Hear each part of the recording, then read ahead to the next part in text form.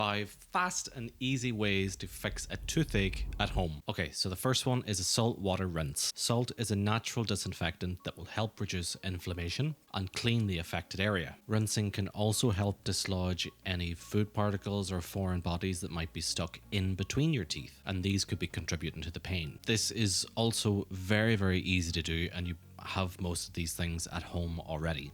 All you have to do is take 1 teaspoon of salt and dissolve it in a cup of water. Now it's important, don't have the water too hot here. Don't use boiling water straight from the kettle because you will only scald yourself and that'll leave a whole other type of pain to deal with then. Then focus on swishing the salty water solution around your mouth for about 30 seconds, focusing on the area that's most affected and sorest. Spit out the solution, do not swallow it, and repeat this several times a day as needed, especially after meals. Saltwater rinses can be used for a wide variety of different conditions. So in scenarios where you might have a sore wisdom tooth, you might have sore gums, you might have some inflammation in your gums, or even for after an extraction.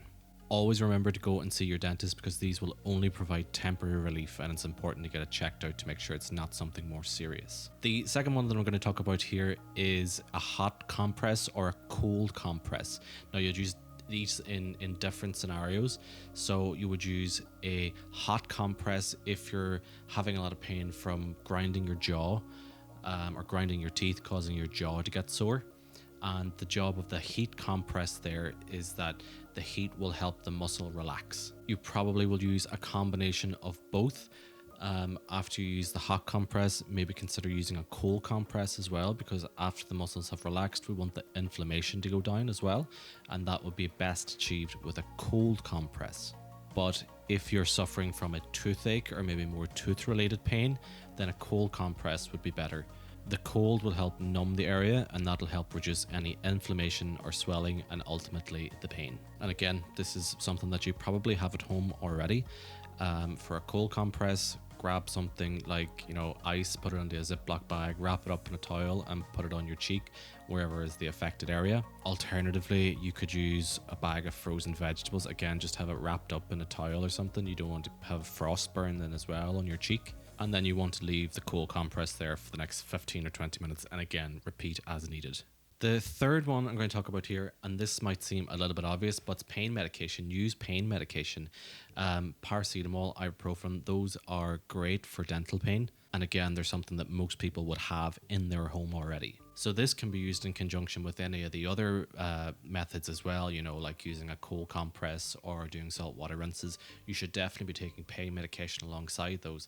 And paracetamol and ibuprofen are the best in terms of dental issues, and they're most things that people would have at home already. Now, again, it's important to only use this medication if you know that you're able to take it, and don't forget to follow the dosage that's on the box. The most common medications to take for a toothache is either paracetamol or ibuprofen. It can also be a good idea to alternate between the two. So taking maybe ibuprofen first and then in a couple of hours taking paracetamol, and then, in a few hours again going back to your ibuprofen. That way you're always going to have something in your system that's working all the time. And again, if your pain is continuing for longer than a few days, you should definitely go and see your dentist. So the next one is clove oil. Clove oil contains something called eugenol, which is a natural antiseptic and anesthetic. And it is actually already in some dental materials as well that we would use. Clove oil is a more traditional remedy for dental pain. This is a really useful one if you're having pain following an extraction, but again, can be used in most scenarios. The best way to do this would be to get your clove oil, get a cotton ball, and get another type of oil as well. Usually olive oil or coconut oil would be fine, because what you're going to do here is you're going to take some of the clove oil, pop it into some of the other coconut oil, because clove oil on its own is a very strong taste.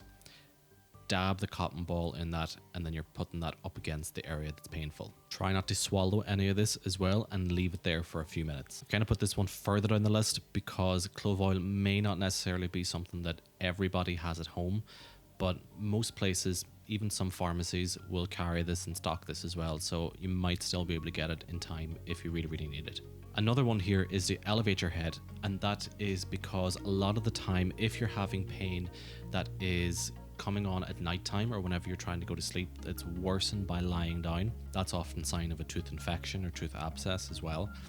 But one of the important things here is that if you're elevating your head, then that's going to reduce the pressure that's coming there and hopefully reduce the pain then as well. So at nighttime, get a few extra pillows, do something that's going to elevate your head a little bit. Do some of the other options as well. Take your medication, use the hot and cold compress, clove oil if you have it, and try and get a good night's sleep. It's also really important here to mention that if you are experiencing pain from your teeth or from your mouth, it's a really good idea to go and see your dentist, and don't put this off for too long. What can happen here is if you have an infection or a spreading infection and you notice that you're starting to feel unwell generally, or you're having difficulty swallowing, perhaps even difficulty breathing, then it is imperative that you go and see your dentist, because these options are only for temporary relief. And although they might correct it for a short time, this problem will eventually come back again. If your toothache is severe, or you have any difficulty swallowing, breathing, fever, or generally feeling unwell, it's a good idea to seek dental help or medical help as soon as you can, as these could be signs of a more serious infection.